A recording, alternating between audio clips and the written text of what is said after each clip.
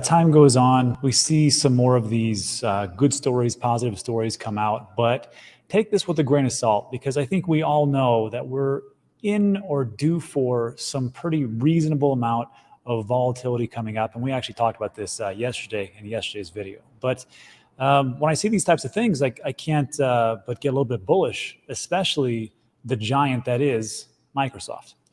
And of course, this just coincides with the title and the thumbnail, of course, why you guys are here.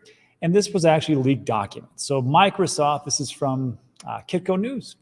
Microsoft crypto plans, leaked documents reveal plans for an Xbox crypto wallet. And here's what we have. This was unredacted documents in the FTC's case against Microsoft. If you're not aware, I was not following this myself, but it looks like Microsoft and Activision Blizzard gaming company, they're trying to do a merger, and the FTC is blocking that as a $69 billion purchase for their reasons. Maybe they talk about monopoly or whatever else it is. I'm not for sure exactly why they're against it, but hey, it's the FTC. What are you going to do? And what happened was these documents were actually leaked online. Including the documents was an Xbox roadmap from May 2022 that detailed plans to integrate a crypto wallet into the next version of the console. Let me say that one more time. Microsoft, one of the largest companies out there, is or was, or maybe currently is, but not for sure because they're leaked documents. The plan was to integrate a crypto wallet into the console. Now, I don't know about you, but that's a pretty good case if we're taking a look at mass adoption. I mean, I could be wrong, but I think Microsoft is not a small company, so it looks pretty good. Xbox chief Phil Spencer emailed Microsoft employees about the leak last Tuesday, saying the plans were unintentionally disclosed. And when I first read this, I'm like, it's the FTC making mistakes. But in all honesty, this is Douglas Farrar. He is at the FTC. And he states the FTC was not responsible for uploading Microsoft's plans for its games and consoles to the court website. And actually what it looks like is that the court itself actually upload these documents for historical reasons or for whatever reasons they have for the actual document itself. And they actually got linked. So the judge came out and said, look, Microsoft provided the link on September 14th, and the court uploaded the exhibits to internet pages established for this case. So regardless, it doesn't matter who leaked it. I mean, of course, it'd be, we all want to pile on for government agencies, but it looks like it might have been the court itself. And when I took a look at this, here's the leaked documents themselves. I linked these leaked documents in the description so you can check it out yourself. And I've looked over this thing like 6 or 7 times, and I can't find anything about what they were talking about as far as the wallet itself. Now, you are free to look at this and tell me where I'm wrong. But again, on these leaked documents, this is what they're referencing. I couldn't find it. And I thought to myself, well, maybe this is a dud story because maybe somebody got it wrong. Or maybe I just have horrible vision and I can't actually find it, which would not be outside the realm of possibility. However, I remember this one not too long ago. This was in August 2023. And it looks like Microsoft has already partnered up with Aptos to marry AI and Web3. So when I take a look at this, I'm like, well, maybe there's something to these stories and it makes a lot of sense what they're doing. Here's what's happening. Aptos will run a validator nodes for its blockchain on Microsoft's Azure cloud. Why? For technologists, AI inspirations to come true because Microsoft wants to get into the AI game. Of course, that is what they did with ChatGPT, and they want this to actually use these for their Xbox games and a whole host of other things. So everyone's trying to get an AI. AI aspirations to come true, there's a growing need for transparency, trust, and verification of AI-generated content. For example, how do we know that LLM-generated outputs are authentic and trustworthy? How do we know that the training data is bias-free in the first place? Blockchain-based solutions can help with verifying, timestamping, attributing content to its source, thereby improving credibility in a distributed digital economy. That is a use case I did not think of. But think about all the different AI-generated videos that you've seen recently. And I got to tell you, when we come into the presidential election, which will be next year in November, I am scared to think about of all the fake videos that are going to come out that are going to be AI generated that look exactly like the presidential candidates. And I can tell you, I can see this from a mile away. This makes sense. And for this to actually work, I thought to myself, yeah, that does make sense for the blockchain because it's immutable. It's available to the public, can't change it, and it's available to everybody. So I thought, man, that's actually a pretty great use case that we didn't know what it actually was. I don't think that Satoshi Nakamoto thought about that when he was writing the Bitcoin white paper, but hey, here we are. So Microsoft's interest is in having credible information to train models in a way that's verifiable, which is where Aptos fit in. In order to do that, you need an incredibly performant blockchain with high throughput. And this is from Shaikh. I forgot his first name, but I believe he is the co-founder of Aptos. So, of course, he's going to talk pretty well about his project, but maybe this is true. We'll take a look, maybe do a deep dive later. Aptos blockchain can support up to 160,000 transactions per second, TPS, and has a goal of reaching hundreds of thousands by the end of the year. It also ranks as one of the fastest blockchain networks alongside Avalanche with a time to finality of less than 1 second. That's according to Masari research. Fast throughput, quick settlement times, and a cost to use at a fraction of a cent. Let me tell you, I like that. That sounds good. It sounds like something we can actually use. So to me, this is looking like a pretty good, positive story moving forward. But again, just because we talk about the narrative and there's great stories, just understand that we have to also take a look at the macro factors and also the liquidity and actually what's happening in regulation moving forward. So this is a step in the right direction, but I can see things moving forward as we get into the Bitcoin halving and, of course, the bull run, hopefully after that. So let me just think about that in the comments section. And then to finish up, Illuvium. I thought this was perfect because I just interviewed the co-founder of Illuvium this morning at 8 o'clock in the morning. This is Kieran Warwick. He's the CEO and co-founder. And before anybody asks me, no, they didn't pay me to do this interview. And I think it's sad that we have to do this, but it is the state of the crypto market right now. We have to say, and I've always disclosed the things that I've done, right? Everything in the description is a affiliate link. I put it very prominently there. You can't stand affiliate links, just don't click on it, go right to the source. But for this one, I interviewed Kagi and Classy Games and Hustle and Crypto Stash, and they put me in contact with Illuvium because they were talking about how this is the next AAA ranked game. And what was interesting about this interview is that we talked about the gameplay a little bit. We talked about where things are going, but we never talked about the Web3 aspect of it because now I get it.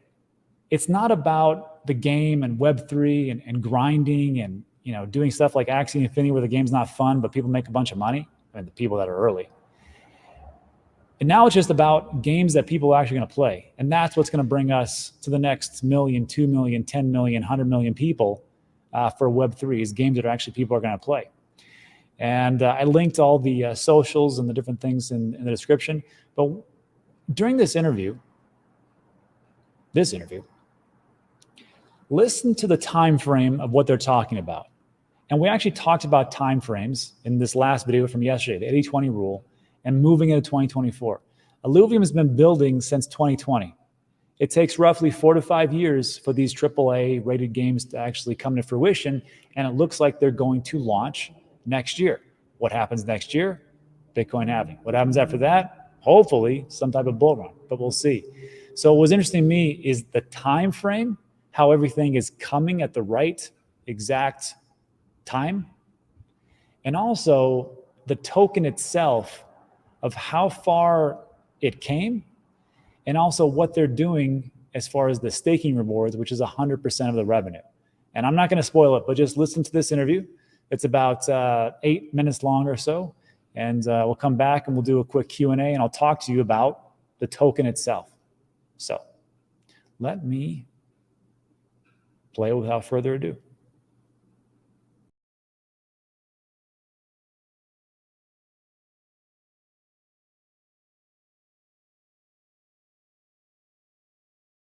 Thanks for stopping by just to give us a little bit of a refresh about what Alluvium is and what is going on. So welcome to the show for the first time. Cheers, Rob. Thanks for having me on. Yeah, and thanks for coming on at midnight over there in Sydney, Australia. I know that isn't easy. I don't know if you got kids, but I think we'll try to make this as quick and painless as we possibly can. So let's just jump into it. No worries. Yeah, I got 3 questions for you, and I'll read them out so the audience knows. What is Alluvium, and what's the goal of the project? The second question is, why will Alluvium be a massive hit? And the third one is, what could derail Alluvium from reaching its absolute potential? So the first thing is first, Kieran, I'm glad you're here. First of all, what is Alluvium, and what is the goal of the project? And we can see it over here. You guys got Twitter accounts. I'll link that in the description. Here's the website itself, and we've got gameplay. But just talk to us real quick about what's Alluvium, what's the goal of the project? Sure. So Alluvium is the first true AAA game that's being built on the blockchain. So and when we say game, it's actually a universe of games. So we're building 3 to start off with. The first one is a land-based game, very similar to like a SimCity or a lesser form of Clash of Clans, where you're building on this land, and your job is to generate resources and fuel, and that is basically what powers the economy in the overworld. The overworld is more similar to like your Pokemon type game, where you've got 200 plus creatures that you're going around 7 different regions to collect. Wow. And so yeah, it's very, very vast in the overworld. And then once you've built that team and you've gone and collected them, you're able to go into the arena, and that's where it's very competitive. It's similar to a game called Teamfight Tactics, which is by Riot. Mm-hmm. And the cool thing that being on the blockchain enables us to do is to have interoperable assets, which is essentially just a fancy name for being able to bring one asset or one character or one armor or one weapon or whatever from one game into another game into another game. Gotcha. So it sounds like, and these things that we're talking about, all these different aspects of it, AAA ranked games or rated games, we're looking at for quite some time to actually put this out. Am I correct here? Because it's not like an overnight success. No, I wish. Yeah, we started building in 2020. It was about this time actually in 2020. So we're 3 years now that we've been building it, and we were one of the first to start building in this type of genre, where we've had $50-60 million in funding. There's the team is 150 people plus, and wow. We've really gone out and hired experts across all departments that we have, from the art to development to marketing and operations. And yeah, it's been a very, very big process, and it's taken a long time, but we're heading towards an open release very, very soon. That's insane if we think about it, because 3 years ago, this was just hopes and dreams, right? And we were so just for prosperity, we take a look at the time frame. Right now, we're going into October of 2023. 2-3 years ago, 2020, Web3 gaming was a thing, but it wasn't a thing. And now we go into it, and you're saying that, let's say that you guys could launch in 2024 sometime, maybe towards the end of the 2024.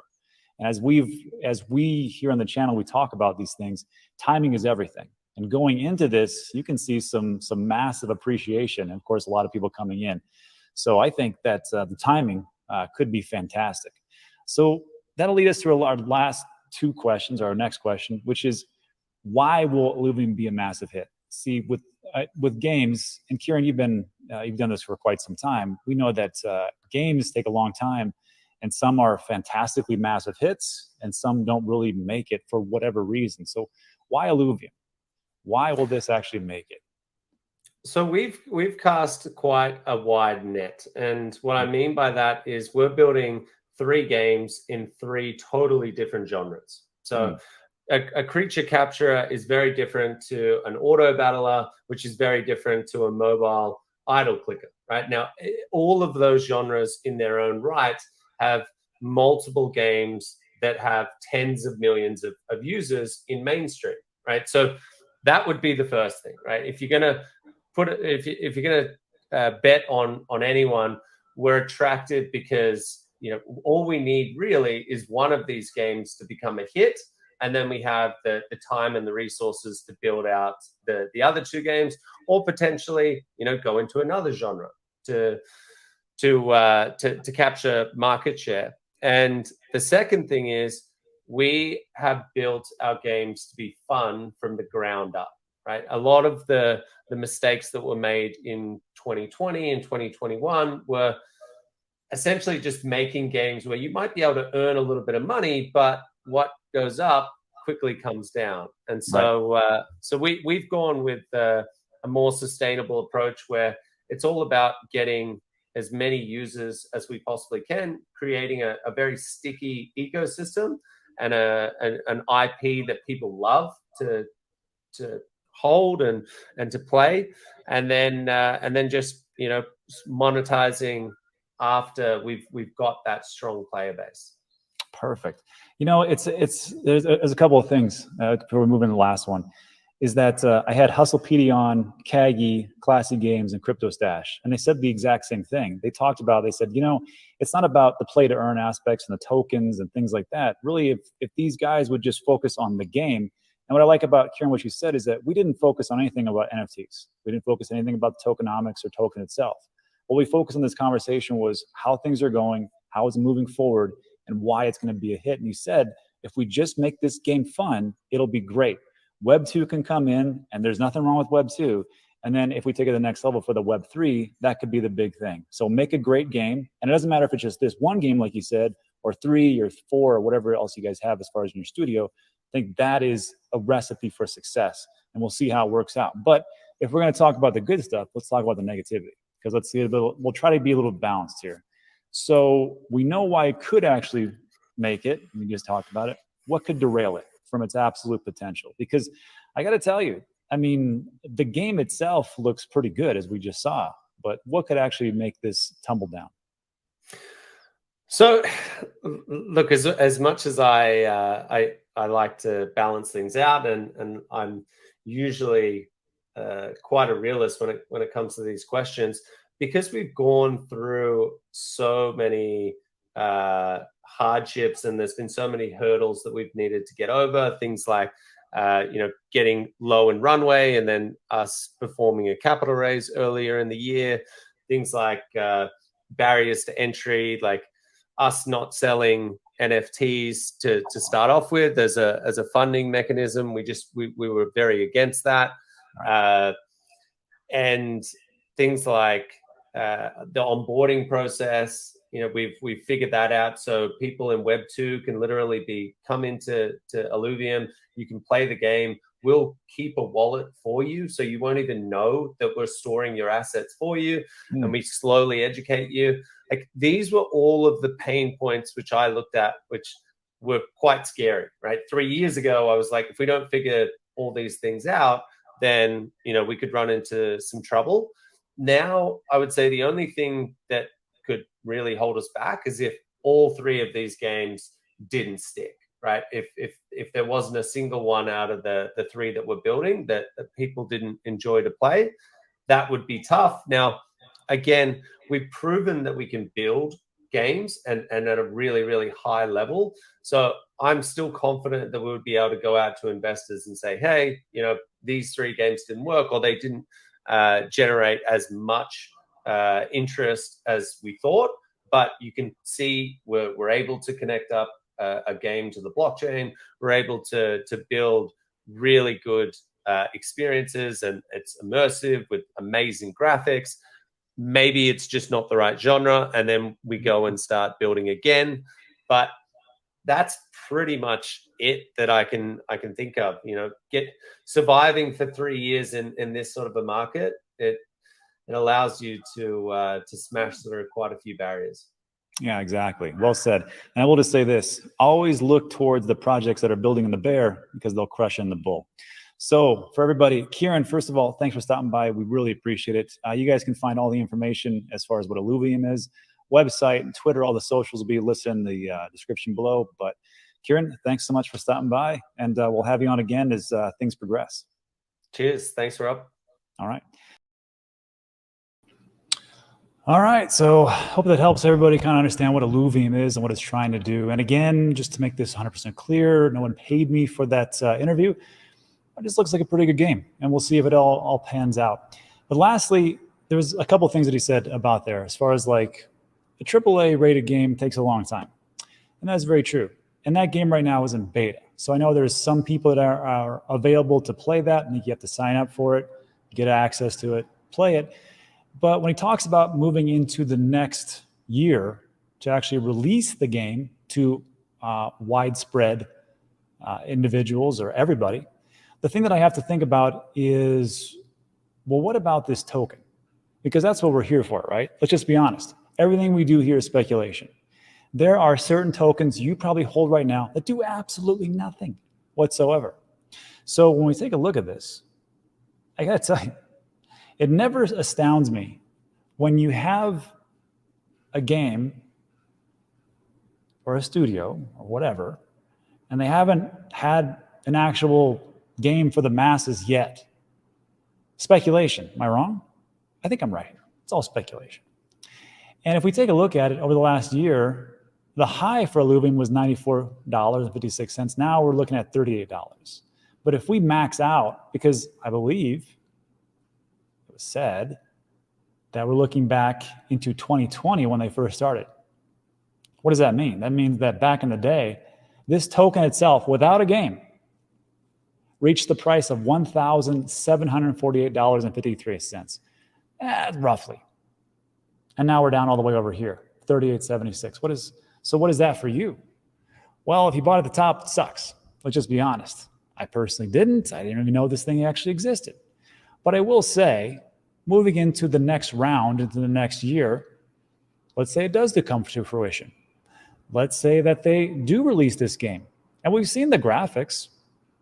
And this is actually realistic, or this is the gameplay itself from the game. This isn't some, trailer that they put together, actual gameplay. Looks pretty decent. If they can hit this, and he talked about the 3 different games. There is Illuvium Outworld. There is a card-based turn game, some type of fighting type of game, and they might actually go to mobile. If they do this, it could be good. Or if they don't deliver, it might not work out. And that's the whole thing with investing, right? So I will say that one of the last things that he did talk about, and this was actually off camera, I wish he would have said this, is that for the staking, for the token itself, is that when you stake it, and I link this out in the description as well, when you stake it, 100% of the revenue goes to the stakers and the rewards. Now that could be based on tokenomics of what they did before, but to me, it looks pretty good and it warrants a deeper dive. So what I will do is I will do a deep dive into Illuvium, the tokenomics, the people behind it, the community, the utility, the team, and the tokenomics, and we'll go from there. But again, just bring it to your attention. Might be something, might be nothing. And that's it for today. So look, if you like today's video, give it a thumbs up. Consider subscribing. Everything we talk about is time sensitive. If you got to take off, take off. Thanks so much for stopping by. I appreciate it. And that's it for today.